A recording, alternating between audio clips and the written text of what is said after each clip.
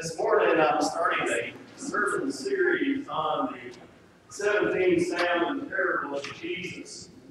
And I had this wonderful idea. I am on. I have to be on. I got to be. Not working. I try. But I may not be on. Come out now. There you go. You can hear me now. Okay. See, I can't see back here, so sometimes I forget whether I've turned that on or off. So, what's that?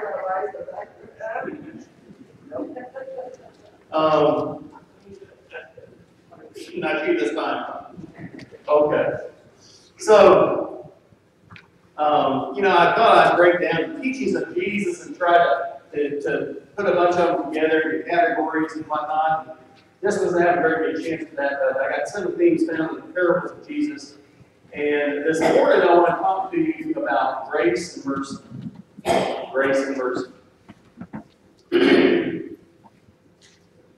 There was a man that woke up one morning and he went to, he realized that he hadn't shaved in a while, and he thought, I'm going to do something different for a change. Instead of shaving myself, I'm going to go down to the barbershop and I'm going to shave myself, I'm going to have myself shaved at the barbershop. And so he got himself together, he went down to the barbershop and went to the barber and said, I'd like to shave my haircut. He said, well, I'll do your haircut, but my wife doesn't shave. And so he called for his wife Grace to come in and shave him.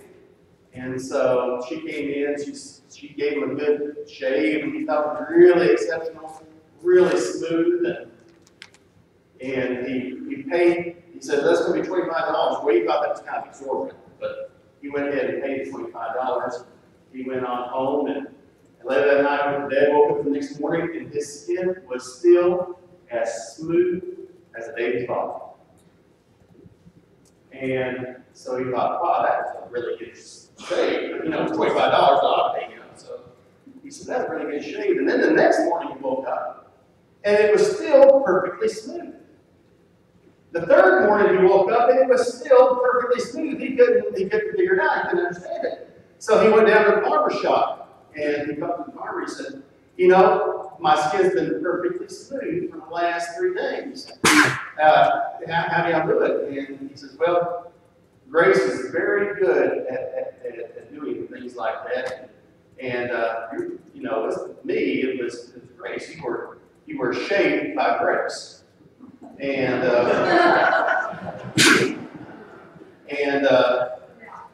when you're shaved by Grace, once you're shaved, you're always shaved. So, okay.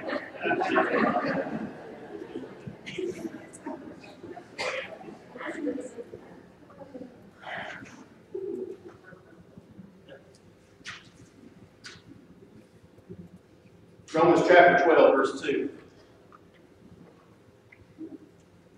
Wait.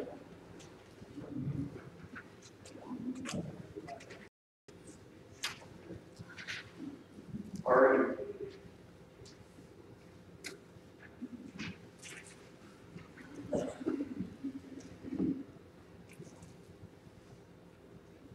This is embarrassing.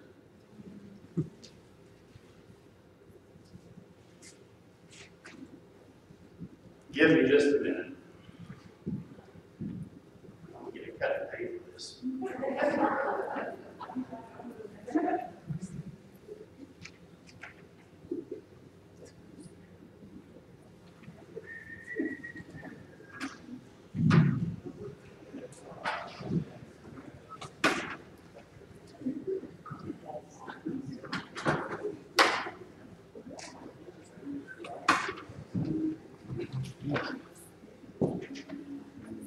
He's reading the jump. He went to jump reading.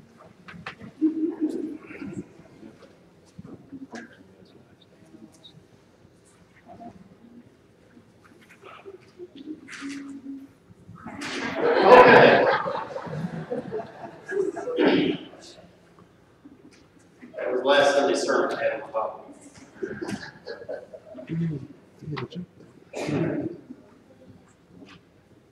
Turn in your Bibles, if you would, to Matthew chapter 18, verse 23. Therefore, the kingdom of heaven is like a king who wanted to settle accounts with his servants. As he began the settlement, a man who owed him 10,000 bags of gold was brought to him. Since he was not able to pay, the master ordered that he and his wife and his children and all that he had be sold to repay the debt. At this, the servant fell to his knees before him. Be patient with me, he begged, and I will pay back everything. The servant's master took pity on him and canceled the debt and let him go. But when the servant went out, he found one of his fellow servants who owed him 100 silver coins. He grabbed him and began to choke him. Pay back what you owe me. His fellow servant fell to his knees and begged him, be patient with me, and I will pay you back. But he refused. Instead, he went off and had the man thrown into prison until he could pay the debt. And when the other servants saw what had happened, they were outraged and went and told their master everything that had happened. Then the master called the servant in. You wicked servant, I canceled all that debt of yours because you begged me to. Shouldn't you have had mercy on your fellow servant, just as I have had on you?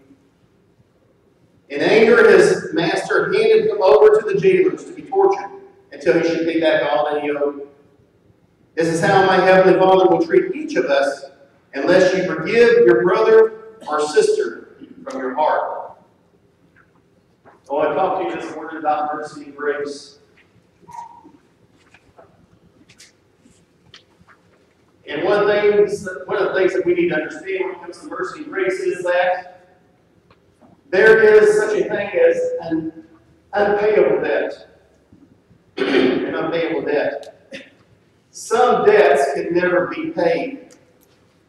The servant owed more than he could ever pay back. According to the scriptures, he owed 10,000 bags of gold. What the Greek word actually broke down to is he owed about 20 years worth of daily wages.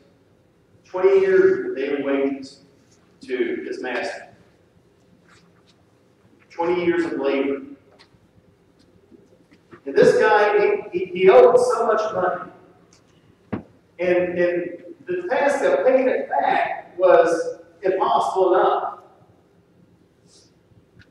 But he also had wife and children to feed, to support. And you and I have faced the same problem. You have a sin burden that you yourself could never redeem. There's nothing you could do, nothing you could work at, no amount of money that you could put forth. But there's a day coming in which the master is going to come to settle accounts with you and with God. And right now, as those servants, to throw ourselves at the master's mercy. And God does grant mercy. He gives us an unmerited mercy. Now, the word mercy in Greek is eloa, which means compassionate forgiveness. It's not just forgiveness, it's compassionate forgiveness. Have you ever asked someone to forgive you? You know, I'm really sorry, I didn't mean to mess up my bed, I didn't mean to do that. They say, well, it's fine, you're forgiven. I get out my face. That's not compassionate forgiveness. When we as Christians forgive, we forgive from the heart. This is where forgiveness starts. Right here. Unmerited mercy. Compassionate forgiveness. And then we have grace. The Greek word for grace is charis, which equals the definition of that which is freely given.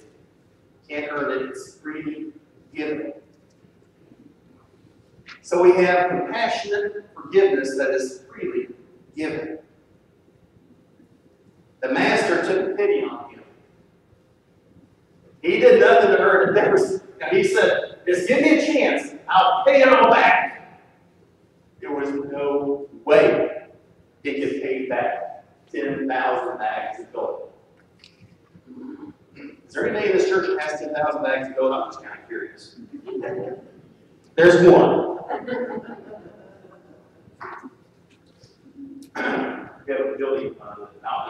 Anyway.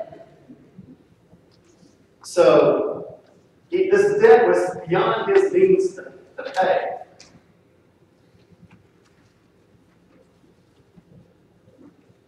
The master took pity on him.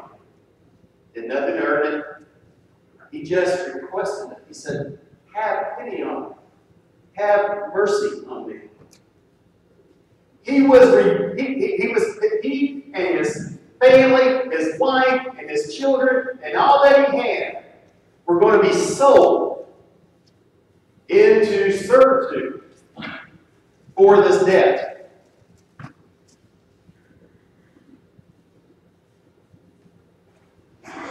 And it probably still would not have equaled the 10,000 bags of gold. He said, have mercy on me, have pity on me. We too did nothing to earn God's mercy upon us.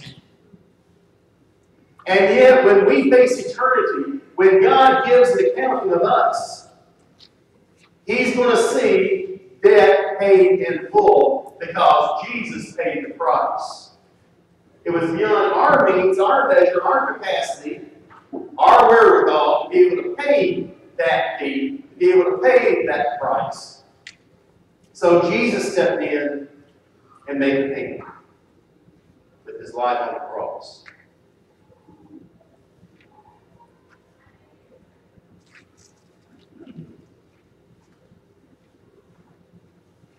This man was redeemed from punishment. He was given mercy. He was given grace. His debts were forgiven. We were facing eternity in hell, and God just gave us Jesus to pay the price. There's a judgment that's also earned. And one of the things that we learn from this text is that grace is freely given. God gives us grace. But brothers and sisters, grace must be paid for. You get me? Grace must be paid for. Matthew chapter 5, verse 7 says, blessed are those who are merciful, for they shall receive mercy. You have to be merciful. You have to be graceful. Because grace ungiven is grace forsaken. That's what we learn from the parable. And that's what we find many times in the Scriptures. Because, you know what? If you say truth, Lord, once saved, you're always saved. But if you should wander from the Lord, if you should choose another direction, that's not always the case.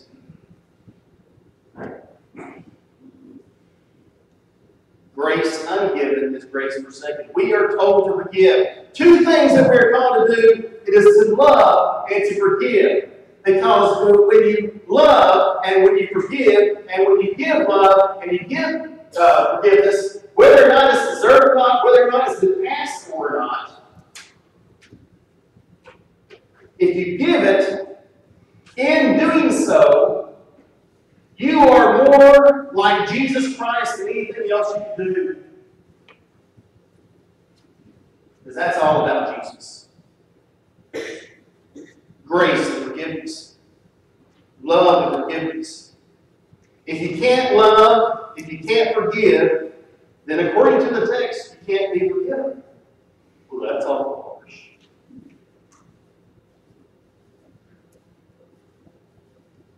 You don't know harsh. Harsh is the punishment that you deserve for your sins.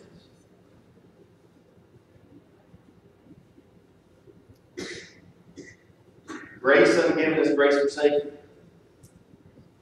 You've got to love and you've got to forgive. There's no ways around it. There's no exceptions to the case. There's no maybes. There's no possibilities. There's, yeah, but you don't know what this person did to me. You don't know how bad that I was hurt. I'm telling you, grace ungiven is grace forsaken. You've got to forgive. Well, I don't agree. I'm not asking you to agree with me. I'm asking you to read your Bible. Grace is a defining characteristic of a Christian. The servants of the palace, because it says he's a king, the servants of the palace, they saw the injustice. And they went to the king and said, you don't know what your servant's done. Now you showed so much forgiveness, and yet he had somebody thrown in jail for the exact same thing. The people around you watch you, people.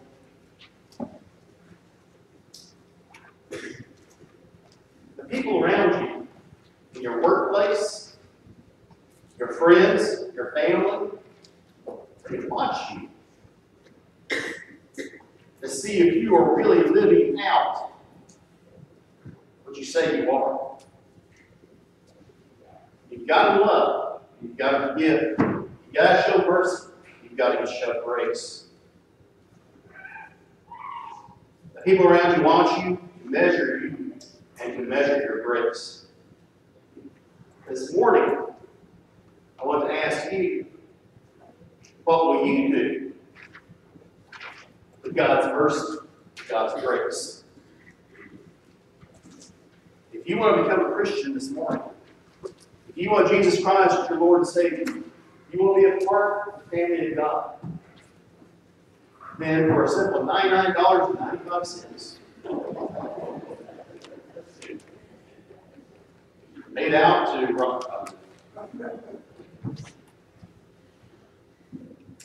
it's free. It's free. You know, I recently went to the North American Christian Convention, and you know what's one of the things about going to the convention?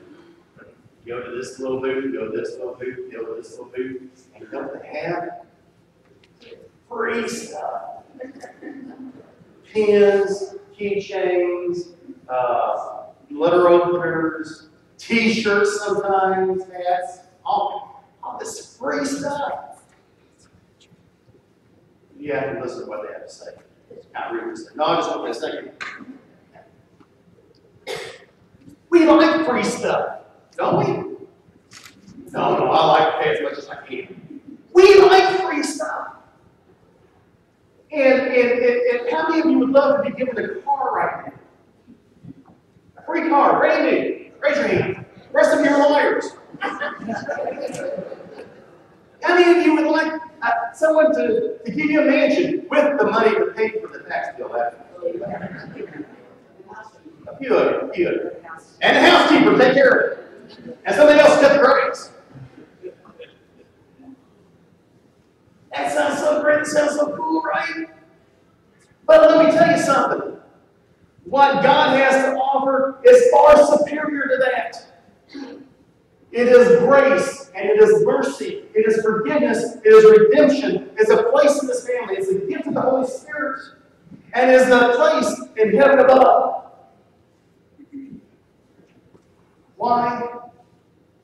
Because He loves you. He loves you.